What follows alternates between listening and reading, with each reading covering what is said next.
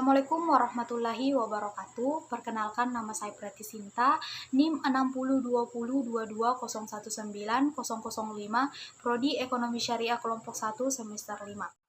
Di sini saya akan menjelaskan salah satu dari 12 ledakan ekonomi dan kehidupan, yaitu ledakan kreativitas. Ledakan ini sangat penting dipahami dan diketahui karena pada saat ini kita sama-sama menghadapi masa-masa yang sangat sulit dalam menghadapi pandemi. Namun pada kenyataannya justru pada menghadapi tekanan seperti ini biasanya manusia selalu berikhtiar dan mampu melahirkan karya-karya yang sangat kreatif. Dalam psikologi sendiri biasanya dikenal konsep post-traumatic growth yang artinya dampak positif yang dialami oleh seseorang setelah mengalami peristiwa traumatik. Adapun dalam sejarah, kita pernah menyaksikan lukis yang sangat terkenal, sebut saja Van Gogh. Dia melahirkan sebuah lukisan yang sangat terkenal yang diberi nama Starry Night. Karya Van Gogh yang terkenal itu ternyata dihasilkan pada saat ia menderita tekanan psikologis yang berat dan berada di rumah sakit. Demikian juga dengan karya musik yang sangat populer dan dikenang sepanjang sejarah yang berjudul Strawberry Fields yang diperkenalkan oleh The Beatles. Lagu ini juga ditulis pada saat John Lennon mengalami tekanan psikologis yang berat. Kita juga mencatat banyak sekali karya inovatif yang dihasilkan oleh para ilmuwan selama Perang Dunia I dan II. Yang paling menonjol pada Perang Dunia adalah bom atom, kemudian berkembang menjadi tenaga nuklir. Bom atom ini adalah temuan para ilmuwan yang menulis surat kepada presiden. Dari situlah lahirlah karya-karya spektakuler seperti radar, obat antibiotik, penicillin, obat malaria, vaksin flu, dan sebagainya. Pada saat itu juga menghasilkan bedah plastik dan kulit. Semua itu dihasilkan pada Perang Dunia Kedua yang kemudian ternyata bisa dipakai dalam kehidupan selanjutnya. Selain itu juga dikenal beberapa teknologi seperti alat pendeteksi cuaca, microwave, dan tentu saja cikal bakal penemuan komputer. Pada masa pandemi hari ini, ledakan kreativitas menghasilkan banyak sekali inovasi yang tiba-tiba secara diam-diam menciptakan pasar baru. Bahkan regulator dalam bidang apapun itu perlahan-lahan mulai menciptakan kesempatan-kesempatan yang lebih terbuka, seperti misalnya di bidang kedokteran.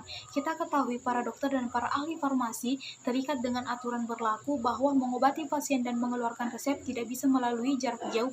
Prosesnya hanya bisa ditulis atau dikeluarkan jika pasien datang tatap muka secara fisik dan kemudian dokter memeriksa dengan menggunakan alat menyentuh pasien, kemudian mewawancarai sehingga dipelajari apa penyebabnya, dan begitulah diagnosa dilakukan, kemudian obat dapat dikeluarkan. Namun perkembangannya ternyata menjadi sangat berbeda ketika terjadi pandemik. Para dokter dan para ahli farmasi lebih mudah bisa menerima telemedis. Ledakan kreativitas lain juga tampak dalam teknologi untuk konsumen, seperti misalnya drone yang selama ini diketahui lebih banyak digunakan untuk mengambil foto atau gambar. Sekarang drone diizinkan di sejumlah negara untuk digunakan sebagai alat transportasi dan logistik, bahkan diizinkan untuk dipakai untuk mengirim barang pada manusia dengan jarak jauh. Demikian pula sekarang taksi drone yang mulai digunakan di Indonesia. Selain itu juga ada alat pembuka pintu otomatis sekarang mulai digunakan dan bisa dibuka dengan menggunakan gestur tubuh.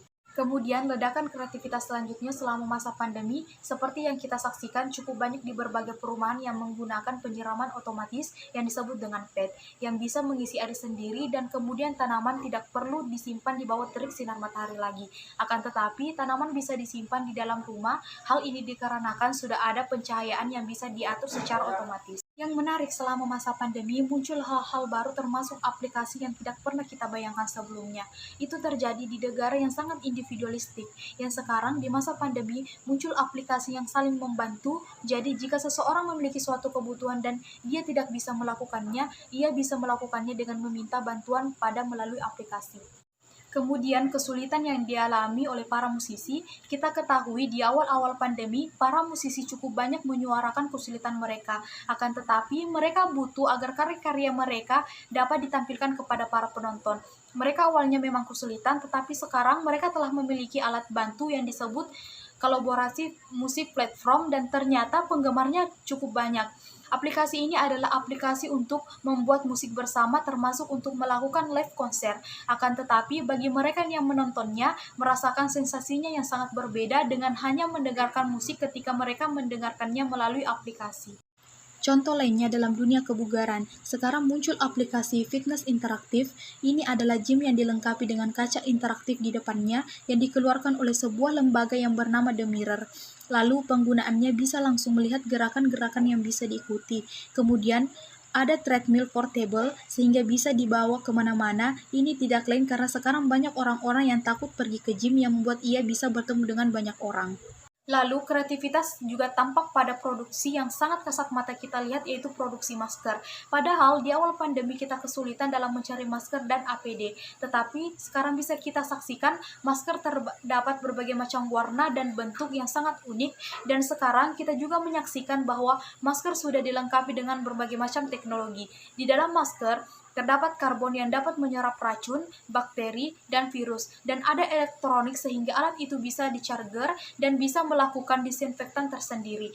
Bahkan dilengkapi juga dengan Bluetooth, sehingga ketika menerima telepon kita tidak perlu membuka masker lagi.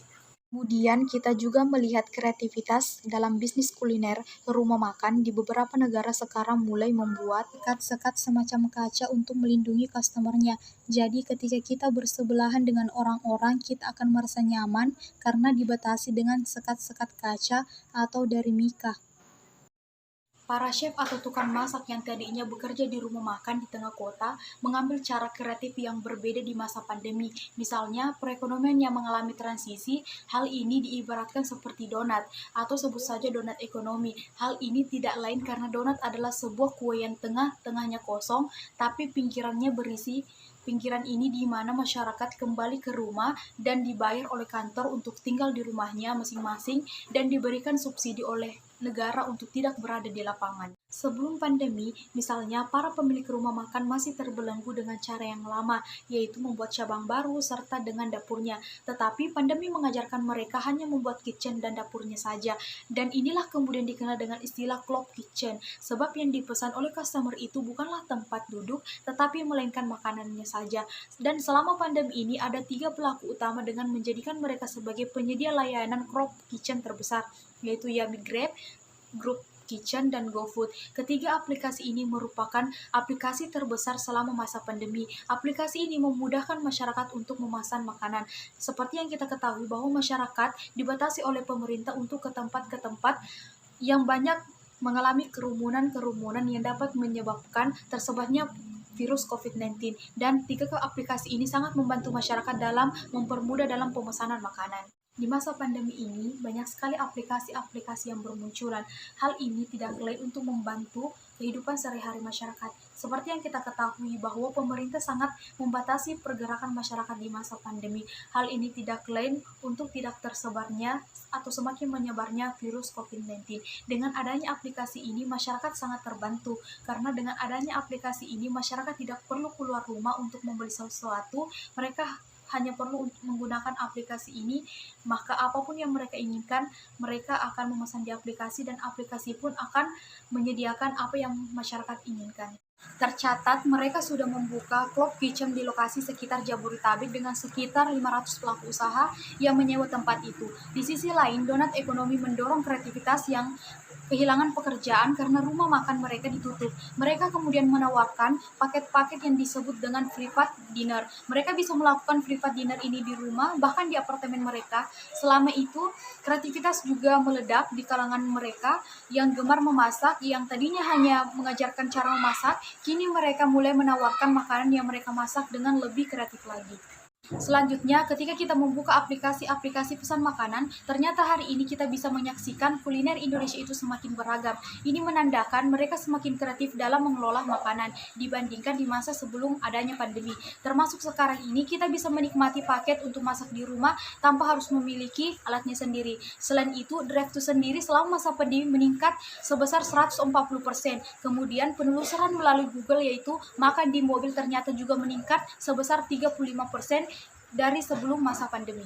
Dan pengeluaran digital konsumen untuk memesan makanan online selama pandemi meningkat sebesar 97%, dan ledakan ini tidak bisa kita anggap sebagai ledakan yang biasa saja, karena bisa saja ledakan ini bisa menciptakan pesaing-pesaing baru dan bisa bersifat permanen dan bisa mengganggu bisnis yang kita jalani. Jika kita tidak membangun kreativitas yang lebih atau tidak mempunyai orang-orang yang memiliki kreativitas yang tinggi, bisa dipastikan kita akan mengalami kemunduran di bidang bisnis. Selanjutnya, dari sumber kreativitas ini bergerak selama pandemi ternyata membuat mereka lebih kreatif dengan produk-produk kreatif untuk rumahan. Ketika produk kantoran mengalami kemunduran, mereka menciptakan produk-produk yang diminati selama pandemi. Contohnya saja pernak-pernik handphone seperti stand handphone dengan bentuk dan warna yang lebih kreatif, membuat konsumen lebih tertarik untuk membeli ini di masa pandemi. Karena seperti yang kita ketahui, anak kuliahan ataupun siswa-siswa sekolah dasar membutuhkan stand handphone ini untuk membuat video pembelajaran.